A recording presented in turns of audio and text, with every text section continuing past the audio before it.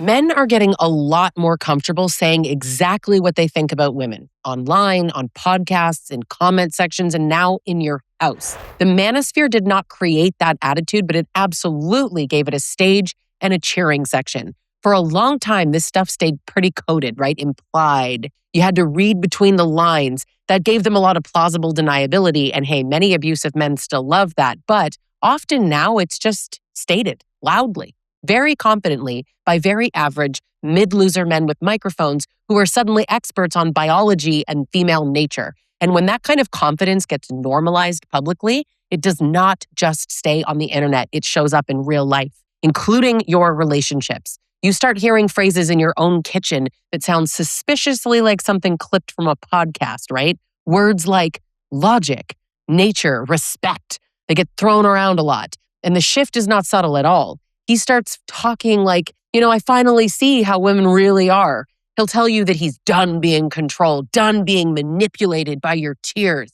He's over putting up with your drama. He says it like he's restoring the natural order, which he pretty much believes. He believes that he's just reclaiming something that was really unfairly taken from him to begin with. And you can feel the difference even if you don't quite have the words for it. He's less interested in understanding you, less than ever before. He's more interested in correcting you. He doesn't show up with any curiosity, but he's definitely more authoritative, right? He's the men are leaders kind of guy.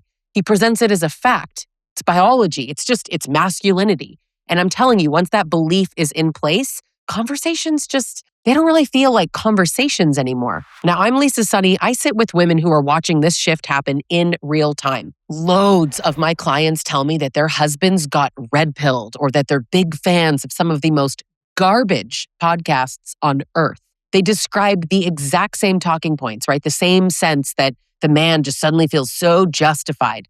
That reputation tells you that none of this is random. This is actually very cultural. And if this already sounds familiar, hit subscribe because I'm going to name this without pretending like it's some accident or confusing or a coincidence. The Manosphere did not invent misogyny, but it did hand it a microphone. And it told men that they were brave for saying it out loud. You hear them constantly say this stupid sentence, this is the truth that nobody wants to admit. They believe that. They're wrong about it being the truth, right? But they're right that a lot of men feel it and didn't want to admit it in the past. When you give the most average man a framework that tells him that he's logical and paints women as defective, he loves it because you just lowered the cost of dismissing the woman in front of you, right?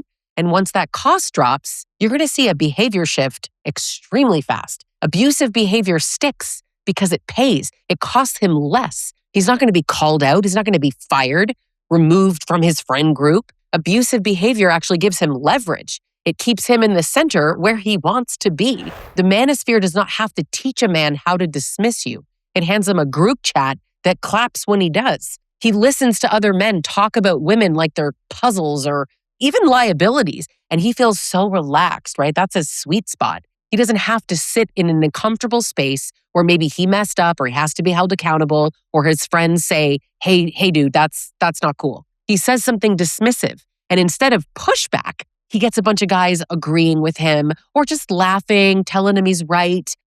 That does something. That does something inside him. It makes him feel like he's finally figured it out. That does something to the hesitation that he used to feel, right? That hesitation drops. Now he can behave even worse because now he has permission, especially when that behavior already benefits him. And a lot of this, it's not even about what women think, right? It's about how he looks to other men. We need to talk about the male approval that these men are so desperate to have. You questioning him isn't just a disagreement to him, right? He actually feels exposed. Like, oh my God, I don't want to look weak to other men. And that's the part that he can stomach, right? Because in certain male spaces, the worst thing you can be is the guy who lets a woman run him. A simp is what they call those men, right? So if he can flip it and he can make you the problem, right? She's so dramatic or unstable, disrespectful. Now he's good. Now he's the one holding the line and holding firm, basically doubling down, right? Playing better in male circles than saying like, yeah, you know what? I handled that badly. Accountability would make him look bad, literally. And that would make a man like that feel like what? A beta, right? A beta, not an alpha. Got to be the alpha. Now, women can be part of the status display, right? It's not really about female approval though, but having one. Clock the difference. Managing one, really, that's probably a better one. He's trying to make sure that he's never the one being managed. You're being managed. That's what he sees it as. That earns approval from certain men. He doesn't need you to clap for him. He needs to not look small in front of his boys. And the Manosphere hands him language that makes shutting you down look like strength. And that identity changes things. Let's say you bring up a pattern. He already has a category for you, right? Let's just list them out. Dramatic, insecure, controlling, a nag, frigid, whatever. We've all heard it. We've all heard it. He doesn't even have to evaluate what you're saying. It doesn't matter. What you're saying, forget it. Doesn't matter. What kind of woman says things like that? He decided. A nag, a frigid woman, that's who says things like that. That preserves his sense of himself as rational and strong and stable. Giving that up would require tolerating shame, right? It would require doubt, the possibility that he was wrong, that he caused harm. That's too heavy.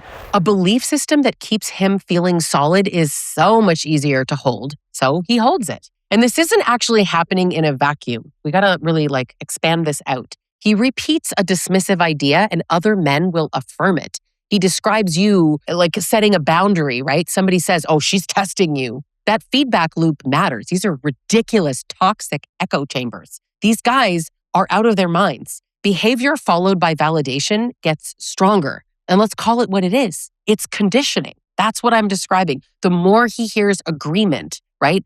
He's not going to feel any internal friction. The less friction, the more he just acts on it. And now change is not just about you and him. Watch the timing. Watch the timing of his warmth.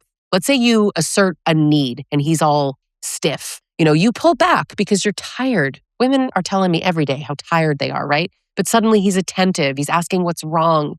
Like he's been patient this whole time. But that warmth only showed up when he didn't get the access that he wanted. So he tries new tactics when his control feels threatened. If he were actually lost or really didn't understand what the issue was, it would look a lot more scattered. He would be trying to figure things out, but he knows exactly what to do when he needs to keep you. That's responsive. And I'm telling you, that responsiveness tells you more than any speech he could ever make to you about love. Now, there's a scene that keeps happening in a lot of people's relationships, and I wonder if it's happened to you. I know this one, right? You're writing long texts. You write these essays, pouring your heart out, and he goes, I'm not reading that. Or he replies with, K. You stop trying to explain every angle. You literally you pull back. You focus on your own life for a minute. But that's when he reappears. This is part of the strategy. This is what I'm talking about. Listen, he's more attentive now. He's reasonable. You might even think he's changing. That happens all the time, right? Maybe things. No, you changed. You stopped overfunctioning. He felt your change and he stepped in to close the gap because he wants to control the situation. When the dynamic works for him and then he starts changing, he adjusts just enough to keep you on the hook. Then your guard is down again and everything settles right back into place for him again. And some of you are still holding on to this idea that, if he just got offline, if he just stopped listening to those damn podcasts, he'd be a better man. And that hope is something that is going to make you keep negotiating. Hope is brutal, isn't it? I hate hope in the context of an abusive relationship. But the content that those men spew out of their vile mouths right to your husband, to your boyfriend, it sticks with him because it serves him. Look how accountability plays out, right? These men don't take accountability. And worse, and laughably, they say that women don't. The amount of comments that I get talking about how women don't take accountability, but if you ask them what women don't take accountability for, they start talking about how it's choosing the man with bad behavior. It's never that the man with bad behavior is accountable for his behavior. It's always your fault. So we're not taking accountability for men's behavior. That's their biggest problem. These guys go on about responsibility, right? He insists that he believes in fairness and it's only fair that it's mutual responsibility or whatever. But somehow every conflict circles back to your tone, your triggers, your reactions, whatever. The living example of him not taking accountability. Face first and to the point, my guy, face first.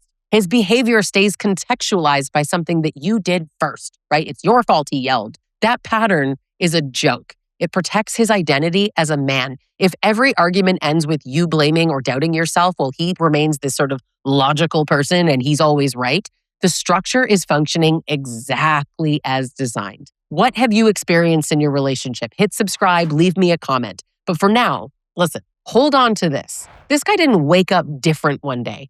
He found language that lets him stay the same without feeling bad about it.